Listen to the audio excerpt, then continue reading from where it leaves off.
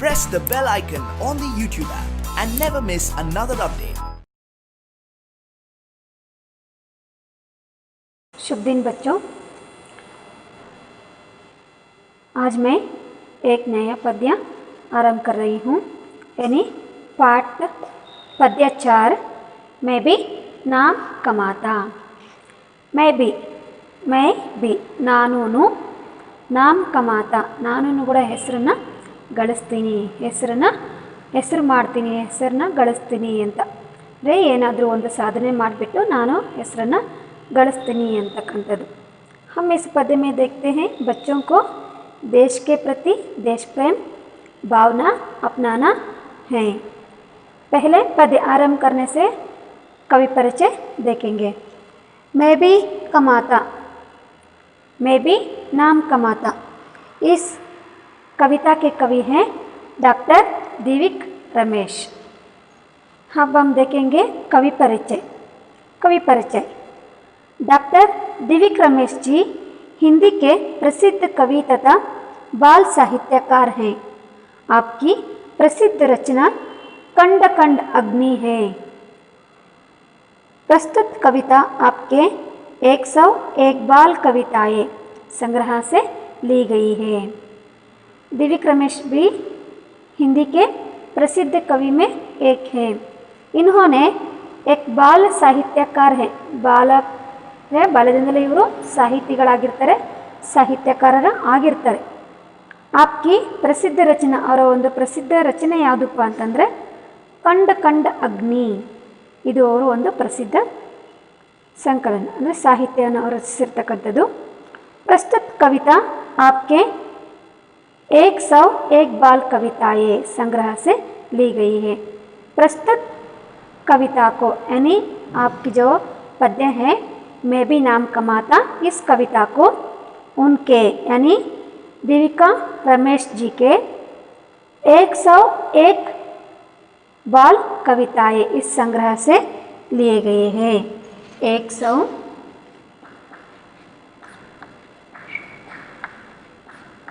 101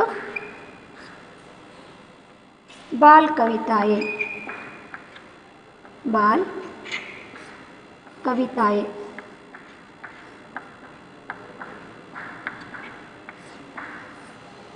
इस संग्रह से प्रस्तुत कविता को लिए गए हैं। प्रस्तुत कविता को कौन सी संग्रह से लिए गए हैं, यानी प्रस्तुत कविता को मैं भी नाम कमाता हूँ, मैं भी नाम कमाता, इस कविता को 101 बाल कविताएं इस संग्रह से लिए गए हैं। अच्छा, अब हम क्या करेंगे, पद्य देखेंगे। मैंने आप पद्य पढ़ रही हूँ, आप ध्यान से सुनो और पुस्तक देखते हुए ध्यान से सुनो और क्या करो, आपको जो पढ़ने के लिए कठिन होते हैं उस शब्द को रेखांकित कर लो। और जो कुछ भी मैं बताती हूँ यानी शब्दार्थ, विलोम शब्द, लिंग बदलिए, वचन बदलिए, ऐसे शब्द रहते हैं, उन्हें आप क्या करना चाहिए, वहाँ पर पेंसिल से लिखना है। अच्छा बच्चे, मैंने अब पद्य पढ़ रही हूँ, आप ध्यान से देख लो और सुन लो। मैं भी नाम कमाता, पद्य 4 मैं भी नाम कमाता। रोज रोज सीमा की खबरें सुन सुनकर मन नन्हा मेरा मुस कर रह जाता। अगर ना होता छोटा बच्चा तो लेकर बंदूक हाथ में मैं भी नाम कमाता। झटपट होकर बड़ा फौज में एक यही बस मन में आता, मैं भर्ती हो जाता। माँ कितनी खुश होती जब मैं एक बड़ा सा पुरस्कार भी राष्ट्रपति से पाता। और एक बार मैं पढ़ती हूँ, देख लो। पद्य 4 मैं भी नाम कमाता। रोज रोज सीमा की खबरें सुन सुनकर मन नन्हा मेरा मुस कर रह जाता। अगर ना होता छोटा बच्चा तो लेकर बंदूक हाथ में मैं भी नाम कमाता।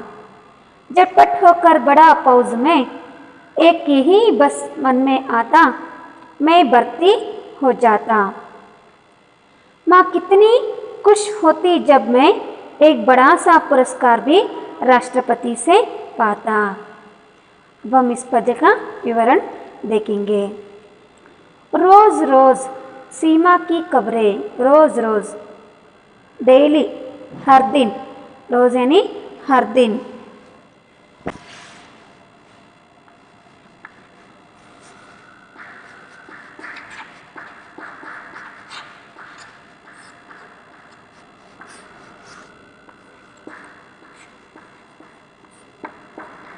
इसका और एक अर्थ होता है हर दिन। रोज रोज डेली, दिना दिना। सीमा की खबरें, सीमा, सीमा यानी सरहद, ಬಾರ್ಡರ್ ಅಂತ ಹೇಳ್ತೀವಿ ನಾವು ಅಲ್ವಾ, ಗಡಿ ಭಾಗ ಅಂತ ಹೇಳ್ತೀವಿ। सीमा का और एक अर्थ होता है सरहद।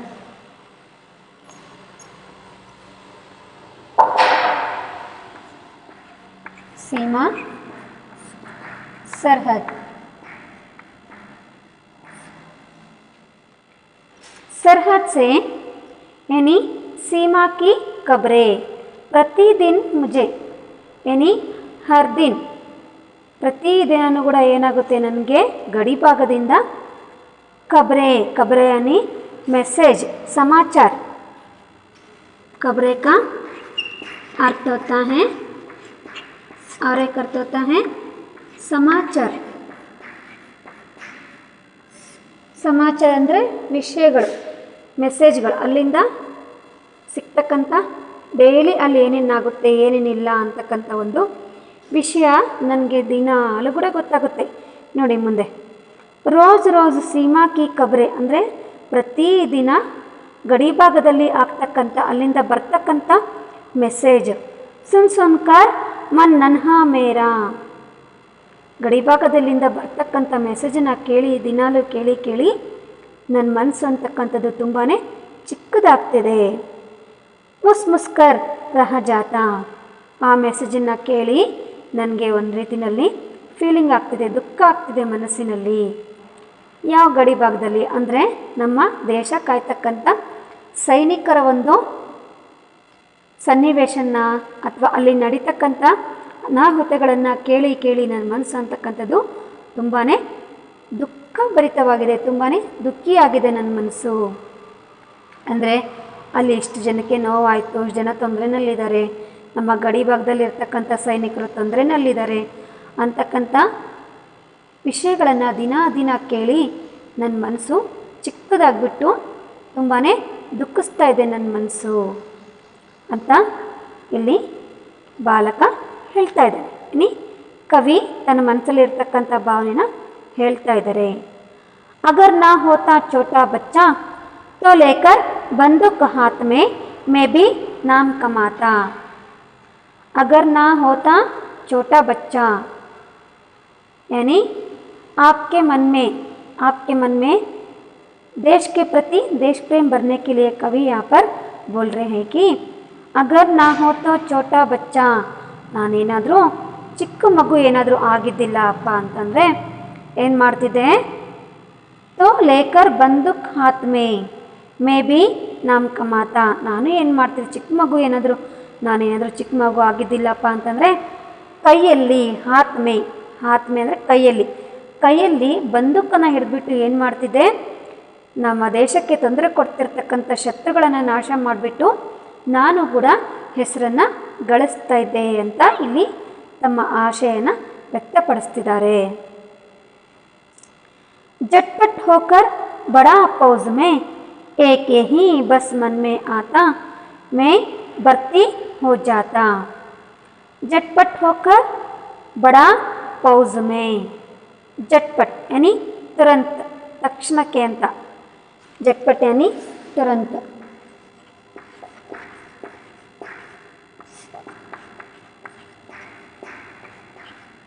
तुरंत ತಕ್ಷಣ ಅಂದರೆ ಅಲ್ಲಿಂದ ಗಡಿಭಾಗದಲ್ಲಿಂದ ಬರ್ತಕ್ಕಂಥ ಮೆಸೇಜ್ಗಳನ್ನು ಕೇಳಿ, ಖಬರ್ ಯಾನಿ ಮೆಸೇಜ್ ಅಂತ ಹೇಳ್ತೀವಿ ಇಂಗ್ಲೀಷಲ್ಲಿ, ಅಲ್ಲಿಂದ ಬರ್ತಕ್ಕಂಥ ಮೆಸೇಜ್ಗಳನ್ನು ಅಲ್ಲಿ ಆಗ್ತಕ್ಕಂಥ ವಿಷಯಗಳನ್ನು ಕೇಳಿ ನನ್ನ ಮನಸ್ಸು ಚಿಕ್ಕದಾಗಿ ಹೇಗೆ ದುಃಖಭರಿತವಾಗಿರುತ್ತೋ ಆವಾಗ ನನಗೇನು ಅನಿಸುತ್ತಪ್ಪ ಅಂತಂದರೆ ನಾನೇನಾದರೂ ನನ್ನ ಕೈಯಿಂದ ಬಂದೂಕನ್ನು ಎತ್ಕೊಂಡ್ಬಿಟ್ಟು ಇಡೀ ದೇಶಕ್ಕೆ ತೊಂದರೆ ಕೊಡ್ತಕ್ಕಂಥ ಶತ್ರುಗಳನ್ನು ನಾಶ ಮಾಡಿಬಿಡ್ತಿದ್ದೆ ಅಂತ ಯೋಚಿಸ್ತಾ ಮುಂದೆ ಹೇಳ್ತಿದ್ದಾರೆ, झटपट होकर बड़ा फौज में, फौज यानी सेना, फौज सेना,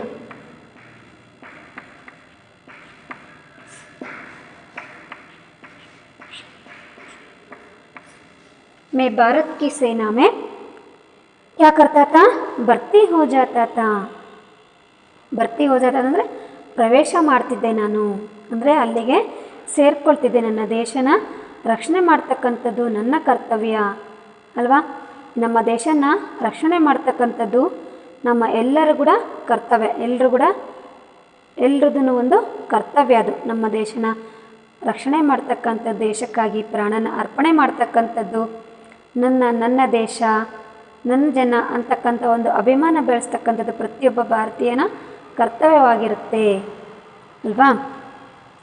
ಏಕ್ ಯಹೀ ಬಸ್ ಮನ್ ಮೇ ಆತಾ, ನನಗೆ ಅದನ್ನು ತಿಳಿತಿದ್ದಂಗೆ ಕೇಳಿಸ್ಕೊಳ್ತಿದ್ದಂಗೆ ಮನಸ್ಸಲ್ಲಿ ಹುಡ್ತಕ್ಕಂಥದ್ದು ಏನಪ್ಪ ಅಂತಂದರೆ, ನನ್ನ ಮನಸ್ಸಲ್ಲಿ ಯಾವ ರೀತಿಯ ಒಂದು ಭಾವನೆ ಉಂಟಾಗುತ್ತೆ ಅಂತಂದರೆ, ಬಸ್ ಏಕ್ ಹಿ ಮನ್ ಮೇ ಆತಾ ಮೈ ಭರ್ತಿ ಹೋ ಜಾತಾ. ಕहाँ भर्ती होना चाहते हैं, यानी फौज में यानी ಸೇನಾ ಮೇ. ನನ್ನ ಮನಸ್ಸು ಹೇಳ್ತಾ ಇದೆ ತಕ್ಷಣಕ್ಕೆ ಹೋಗಿ ನಾನು ಕೂಡ ಆರ್ಮಿಗೆ ಸೇರಬಾರ್ದಾ, ನಾನು ಕೂಡ ಆರ್ಮಿಗೆ ಸೇರಿಕೊಂಡು ನನ್ನ ದೇಶನ ರಕ್ಷಣೆ ಮಾಡ್ಬೋದಲ್ಲ ಅಂತ ಒಂದು ಆಲೋಚನೆ ಅಂತಕ್ಕಂಥದ್ದು ನನ್ನ ಮನಸ್ಸಲ್ಲಿ ಬರುತ್ತೆ. ಮನ್ಮೆ ಅಂತಂದರೆ ಮನಸ್ಸು, ಮನಸ್ಸು, ನನ್ನ ಮನಸ್ಸಲ್ಲಿ ಅಂಥ ಒಂದು ಆಸೆ ಹುಟ್ಟಿದೆ. ಯಾವ ಥರದ ಒಂದು ಆಸೆ, ದೇಶನ ರಕ್ಷಣೆ ಮಾಡಬೇಕು, ನಾನು ನನ್ನ ದೇಶಕ್ಕೆ ತೊಂದರೆ ಕೊಡ್ತಕ್ಕಂಥ ಶತ್ರುಗಳನ್ನು ನಾಶ ಮಾಡಬೇಕು. ಆ ಶತ್ರುಗಳನ್ನು ನಾಶ ಮಾಡಬೇಕಂದ್ರೆ ಏನು ಮಾಡಬೇಕು, ನಾನು ಆರ್ಮಿಗೆ ಸೇರ್ಕೋಬೇಕು, ಅಂದರೆ ಸೇನೆಗೆ ಸೇರ್ಕೋಬೇಕು. ನಾನು ಒಬ್ಬ ಯೋಧ ಆಗಿ ಸೇನೆಗೆ ಸೇರಿಕೊಂಡ್ರೆ ಏನಾಗುತ್ತೆ, ನನ್ನ ದೇಶನ ಭಾರತ ಮಾತೆನ ಏನು ಮಾಡ್ಬೋದು, ನಾನು ರಕ್ಷಣೆ ಮಾಡ್ಬೋದು ಅಂತಕ್ಕಂಥ ಒಂದು ಭಾವನೆ ನಮ್ಮ ಮನಸ್ಸಲ್ಲಿ ಹುಟ್ಟುತ್ತೆ.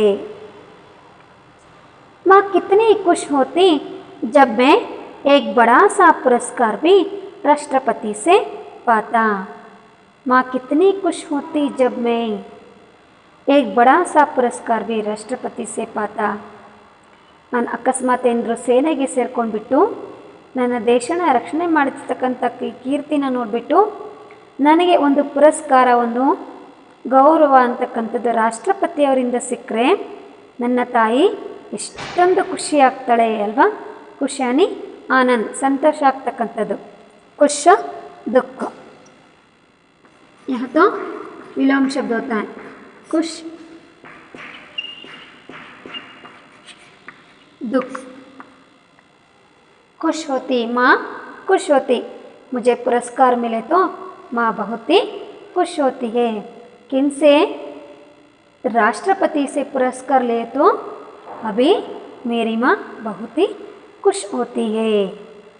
बड़ा सा पुरस्कार, ರಾಷ್ಟ್ರಪತಿಯವರಿಂದ ಸನ್ಮಾನ ಪಡ್ಕೊಳ್ಳೋದಂತಂದರೆ ಸುಮ್ಮನೆನಾ, ಅದಕ್ಕೋಸ್ಕರ ಎಷ್ಟೆಲ್ಲ ಸಾಧನೆ ಮಾಡಬೇಕು ನಾವು. ಅಂಥ ಒಂದು ಸಾಧನೆ ಮಾಡಿಬಿಟ್ಟು ನಾನು ರಾಷ್ಟ್ರಪತಿಯವರಿಂದ ಪುರಸ್ಕಾರನ ಪಡ್ಕೊಂಡೆ ಅಂದರೆ ಏನು, ನನ್ನ ಅಮ್ಮನಿಗೆ ತುಂಬಾ ಖುಷಿಯಾಗುತ್ತೆ. ಮಾಯಾನಿ ಅಮ್ಮ, ಜನನಿ ಅಂತಲೂ ಹೇಳ್ತೀವಿ, ಮಾತಾ ಅಂತಲೂ ಹೇಳ್ತೀವಿ. माँ का और एक अर्थ होता है जननी और माता, अम्मा भी हम बोलते हैं. माँ का और एक अर्थ होता है जननी और माता. पुरस्कार, राष्ट्रपति से पुरस्कार लेते हुए मेरी माँ को बहुत ही खुश होता है. बच्चों, आप इस कविता से सीखते हो, यानी देश के बारे में, देश के प्रति हमारे मन में देश प्रेम भरना है ना, और देश के लिए सेवा करना तथा देश के लिए अपने प्राण को त्याग करने के लिए भी तैयार होना यहाँ अवश्य होता है. यानी देश की रक्षा करना, मैं देश की रक्षा कर अपनी देश को आगे बढ़ाना कर आपके मन में एक इच्छा आना अवश्य है। पुरस्कार पाने बच्चों को और पुरस्कार लेने में ಬರೀ ಏನು ಬರೀ ಒಂದು ಕೆಲಸ ಮಾಡಿಬಿಟ್ಟು ಒಂದು ಹೆಸರು ಗಳಿಸ್ತಕ್ಕಂಥದ್ದು ಅಷ್ಟೇ ಅಲ್ಲ, ಜೊತೆಗೇ ಒಂದು ಉನ್ನತವಾಗಿರ್ತಕ್ಕಂಥ ಪದವಿಯಲ್ಲಿ ಸೇರಿದರೆ ಏನಾಗುತ್ತೆ, ನಮಗೆ ಯಶಸ್ಸು ಅಂತಕ್ಕಂಥದ್ದು, ಕೀರ್ತಿ ಅಂತಕ್ಕಂಥದ್ದು ಬರುತ್ತೆ. ಜೊತೆಗೇ ಸನ್ಮಾನ, ಗೌರವ, ಪುರಸ್ಕಾರಗಳು ಏನು ಬರುತ್ತವೆ, ನಮ್ಮನ್ನು ಹುಡ್ಕೊಂಡು ಬರ್ತವೆ. ಹಾಗಾಗಿ ಇದು ಏನಪ್ಪ ಅಂತಂದರೆ ಈ ಪೊಯಮಲ್ಲಿ ನಿಮಗೆ ಪ್ರೇರೇಪಿಸ್ತಕ್ಕಂಥದ್ದು ಅಂದರೆ ದೇಶದ ಬಗ್ಗೆ, ದೇಶದ ಒಳಿತಿನ ಬಗ್ಗೆ, ದೇಶಭಕ್ತಿಯ ಬಗ್ಗೆ ಕವಿ ನಿಮ್ಮಲ್ಲಿ ಒಂದು ಹುಮ್ಮಸ್ಸನ್ನು ಮೂಡಿಸ್ತಾ ಇದ್ದಾರೆ. ಹೇಗೆ ದೇಶಕ್ಕೆ ತೊಂದರೆ ಬಂದಾಗ ನಾವೇನಂತ ಯೋಚಿಸ್ತೀವಿ, ನಾನು ಕೂಡ ಸೇನೆಯಲ್ಲಿ ಸೇರಿಕೊಂಡಿದ್ದೆ, ಅವ್ರ ಥರ ನಾನು ಕೂಡ ಕೆಲಸ ಮಾಡ್ಬೋದಾಗಿತ್ತು, ದೇಶ ರಕ್ಷಣೆ ಮಾಡ್ಬೋದಾಗಿತ್ತು ಅಂತ ಒಂದು ಭಾವನೆ ನಮ್ಮಲ್ಲಿ ಬರುತ್ತೆ. ಅಲ್ಲದೆ ನಾವು ದೇಶದ ರಕ್ಷಣೆ ಮಾಡಿದ್ವಿ ಅಂತಂದರೆ ಏನಾಗುತ್ತೆ, ದೇಶ ರಕ್ಷಣೆ ಮಾಡಿರ್ತಕ್ಕಂಥ ಒಂದು ಗೌರವ ಅಂತಕ್ಕಂಥದ್ದು, ನೆಮ್ಮದಿ ಅಂತಕ್ಕಂಥದ್ದು ನಮಗೂ ಕೂಡ ಸಿಗುತ್ತೆ.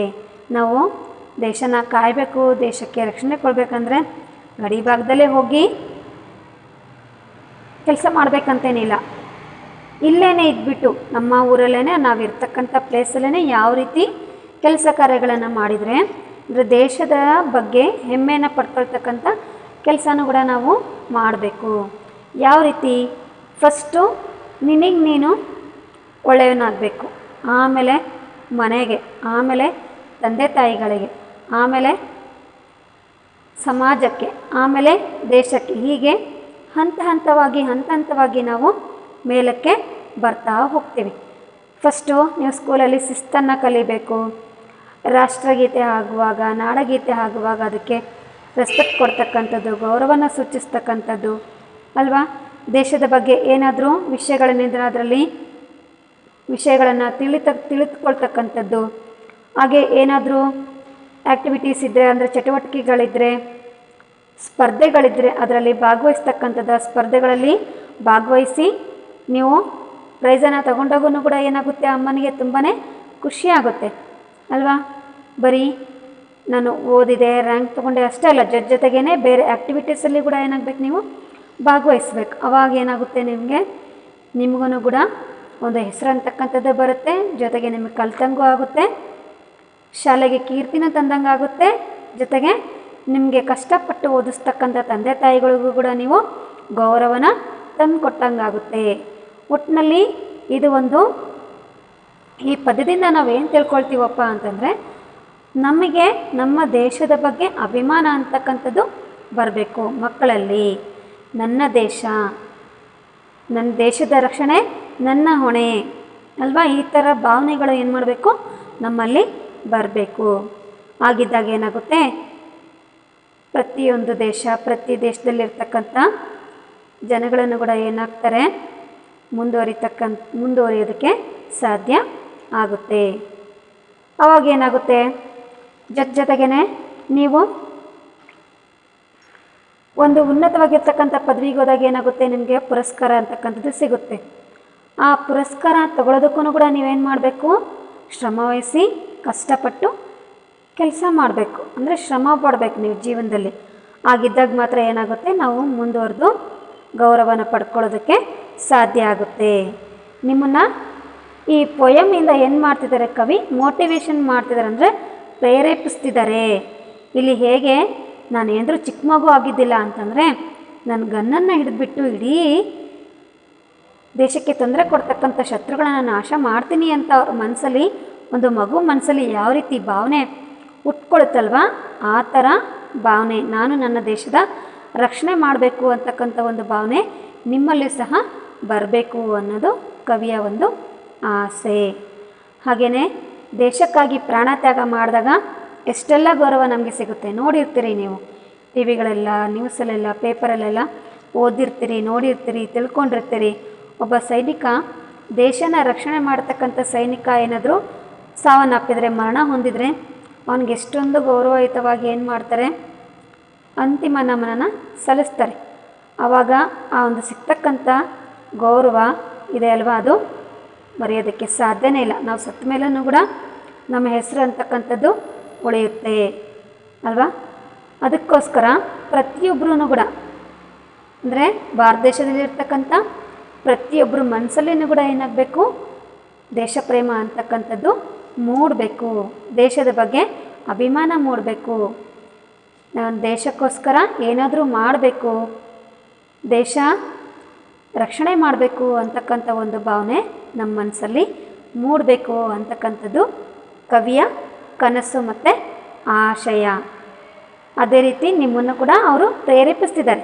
ದೇಶಕ್ಕೋಸ್ಕರ ರಕ್ಷಣೆ ಮಾಡ್ತಕ್ಕಂಥ, ದೇಶನ ರಕ್ಷಣೆ ಮಾಡ್ತಕ್ಕಂಥ ಮಕ್ಕಳಾಗಿ ಇವತ್ತಿನ ಮಕ್ಕಳೇ ಮುಂದಿನ ಯುವಕರು ಅಲ್ವಾ, ಇವತ್ತಿನ ಪ್ರಜೆಗಳೇ ಮುಂದಿನ ನಾಯಕರು ಅಂತಕ್ಕಂಥ ಒಂದು ಮಾತು ನಿಮ್ಮಲ್ಲಿ ಇರಬೇಕು. ಅದಕ್ಕೋಸ್ಕರನೇ ಕವಿ ಇಲ್ಲಿ ಏನಪ್ಪ ಅವ್ರದ್ದು ಆಶಯ ಅಂತಂದರೆ ಪ್ರತಿಯೊಬ್ಬರಲ್ಲೂ ದೇಶ ಪ್ರೇಮ ಮೂಡಬೇಕು ಮತ್ತು ಪುರಸ್ಕಾರಗಳು ಗೌರವಗಳನ್ನು ತಗೊಳ್ತಕ್ಕಂಥ ಒಂದು ಕಾರ್ಯನ ನೀವು ಮಾಡಬೇಕು ಅಂತಕ್ಕಂಥದ್ದು ಇಲ್ಲಿ ಕವಿಯ ಒಂದು ಆಸೆ. ಬರೀ ನಾವು ಕನಸುಗಳನ್ನು ಬೆಳೆಸ್ಕೊಂಡ್ರೆ ಸಾಲದು, ನಾನು ಆರ್ಮಿ ಸೇರಬೇಕು, ನಾನು ಹಾಗೆ ಮಾಡಬೇಕು, ಹೀಗೆ ಮಾಡಬೇಕು ಅಂತ ಬರೀ ಕನಸು ಕಂಡ್ರೆ ಸಾಲದು, ಜೊತೆಗೆ ಅದು ನನಸಾಗ್ತಕ್ಕಂಥ ಕೆಲಸನೂ ಕೂಡ ನಾವು ಮಾಡಬೇಕು. ಅದಕ್ಕೆ ಆ ರೀತಿ ಆಗಲಿ ಅಂತಕ್ಕಂಥದ್ದೇ ಕವಿಯ ಒಂದು ಭಾವನೆ.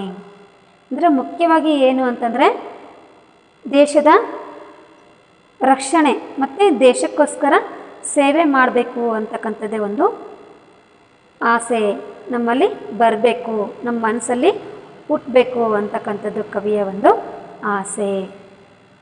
अच्छा बच्चों, इस पद्य से आप जानते हो मैं फौज में यानी सेना में भर्ती होकर देश की सेवा करना कर आपके मन में एक भाव आना चाहिए। यहाँ कवि का आशय है, यानी सेना में भर्ती होकर देश की सेवा करना, भारत देश की सेवा करना और भारत की रक्षण करना यहाँ हमारे कर्तव्य है कर आपके मन में आशय यानी इच्छा होना अवश्य है।